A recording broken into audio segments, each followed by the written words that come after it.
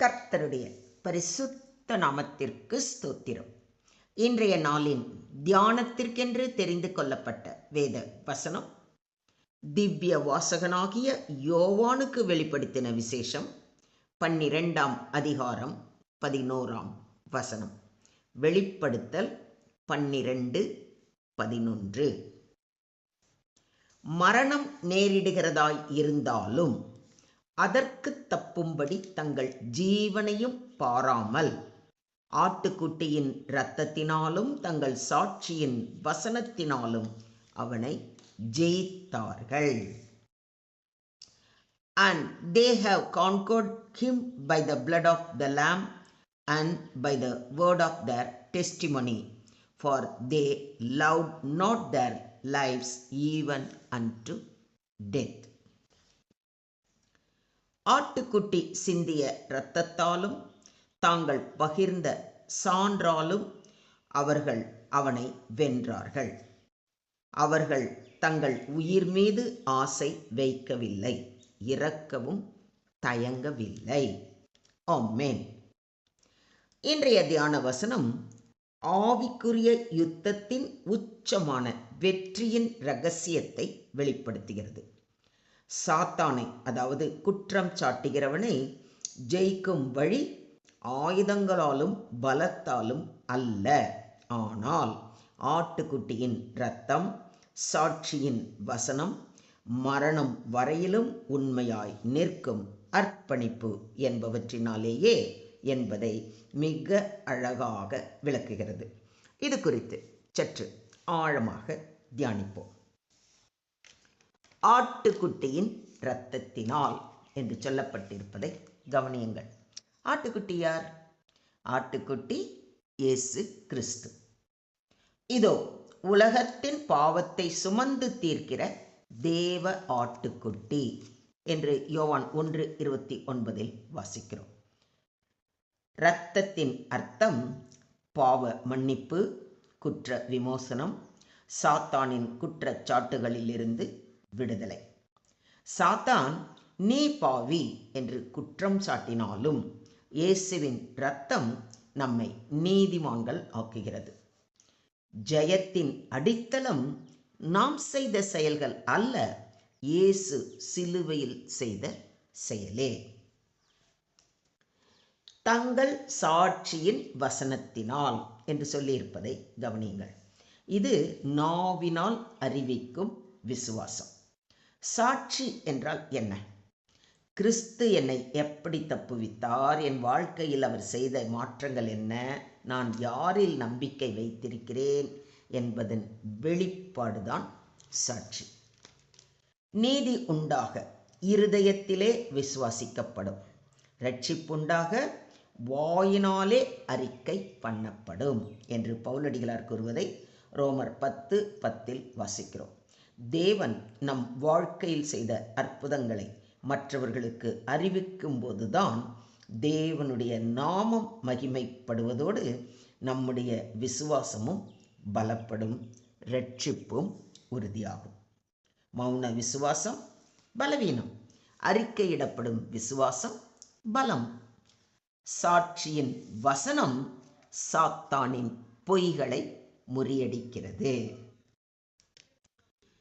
தங்கள் ஜீவனையும் பாராமல், இது முழுமையான அர்ப்பணிப்பு. இங்கு சொல்லப்படும் விசுவாசம் சௌகரியத்துக்கான விசுவாசம் அல்ல, லாபத்துக்கான விசுவாசமும் அல்ல. மரணமே வந்தாலும் கிறிஸ்துவை மறுக்காத விசுவாசம். தன் ஜீவனை ரட்சிக்க விரும்புகிறவன் அதை இழந்து போவான், என் நிமித்தமாக தன் ஜீவனை இழந்து போகிறவன் அதை கண்டடைவான் என்று நம்முடைய ஆண்டவராகிய இயேசு கிறிஸ்து கூறுவதை மத்தேயு 16:25 வாசிக்கிறோம். அவர்கள் உயிரை பாதுகாக்காமல் உண்மையை பாதுகாத்தார்கள். மரணம் நேரிடுகிறதாய் இருந்தாலும் என்று சொல்லப்பட்டிருப்பதை கவனியுங்கள். இவர்கள் தோற்றவர்கள் போல தோன்றினாலும் உண்மையில் ஆகாயத்தில் வெற்றி கொண்டவர்கள். நீ மரண பரியந்தம் உண்மையாய் இரு, அப்பொழுது ஜீவ கிரீடத்தை உனக்கு தருவேன் என்று சொல்லப்பட்டிருப்பதை வெளிப்படுத்தல் 2:10 வாசிக்கிறோம். தேவனுடைய ராஜ்யத்தில் மரணம் தோல்வி அல்ல, உண்மையை விட்டு விடுவதே தோல்வி.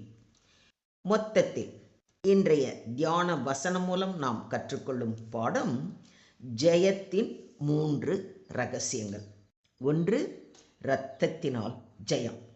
நமது தகுதியால் அல்ல, கிறிஸ்துவின் சிலுவையினால். 2, சாட்சியின் வசனத்தினால் ஜெயம். வாயை மூடினால் சாத்தான் பேசுவான், வாயை திறந்தால் தேவ மகிமை வெளிப்படும்.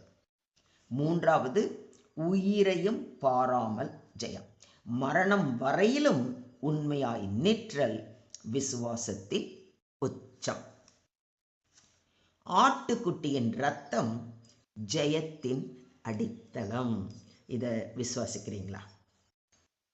நித்திய ஆவினாலே தம்மை தாமே பழுதற்ற பலியாக தேவனுக்கு ஒப்பு கொடுத்த கிறிஸ்துவினுடைய இரத்தம் ஜீவனுள்ள தேவனுக்கு ஊழியம் செய்வதற்கு உங்கள் மனசாட்சியை செத்த கிரியைகளற சுத்திகரிப்பது எவ்வளவு நிச்சயம் என்று சொல்லியிருப்பதை எபிரேயர் 9:14 வாசிக்கிறோம். சாத்தான் குற்றம் சாட்டுவது மனசாட்சியில்தான். ஆனால் கிறிஸ்துவின் இரத்தம் உள் மனதை சுத்தமாக்குகிறது. சாட்சியின் வசனம் வாயால் அறிவிக்கும் வெற்றி. மீட்பு அனுபவம் மௌனமாக இருக்க வேண்டியது அல்ல, அறிவிக்கப்பட வேண்டியது. நீ உன் இனத்தாரிடத்தில் உன் வீட்டிற்கு போய் கர்த்தர் உனக்கு இறங்கி உனக்கு செய்தவைகளை எல்லாம் அவர்களுக்கு அறிவி என்று இயேசு கிறிஸ்து பிசாசுகளின் கட்டிலிருந்து விடுதலை பெற்றவனிடம் கூறுவதை மார்க்கு 5:19 வாசிக்கிறோம். சாட்சி என்பது பிரசங்கம் அல்ல, தேவன் செய்ததை சொல்லுதல். மரணம் வரையில் உண்மையாய் நிற்க வேண்டும். நாங்கள் ஆராதிக்கிற எங்கள் தேவன் எங்களை தப்புவிக்க வல்லவராய் இருக்கிறார். விடுவிக்காமற் போனாலும் நாங்கள் உம்முடைய தேவர்களுக்கு ஆராதனை செய்வது இல்லை என்று தானியேலின் நண்பர்கள் கூறுவதை தானியேலின் புத்தகம் 3ஆம் அதிகாரத்தில் வாசிக்கிறோம். விடுதலை கிடைத்தால் விசுவாசம் அல்ல, விடுதலை இல்லை என்றாலும் விசுவாசத்தில் நிலைத்திருப்பதே உண்மையான விசுவாசம். விசுவாச வாழ்க்கை வெறும் ஓட்டம் அல்ல, போராட்டம். ஆனால் முடிவில் கிரீடம். இதையும் விசுவாசிக்கிறீங்களா?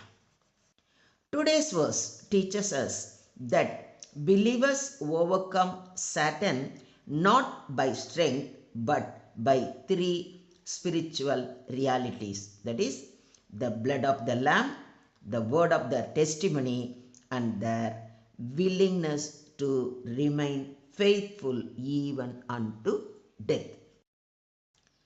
True victory comes from Christ's sacrifice, a fearless witness, and unwavering commitment to truth.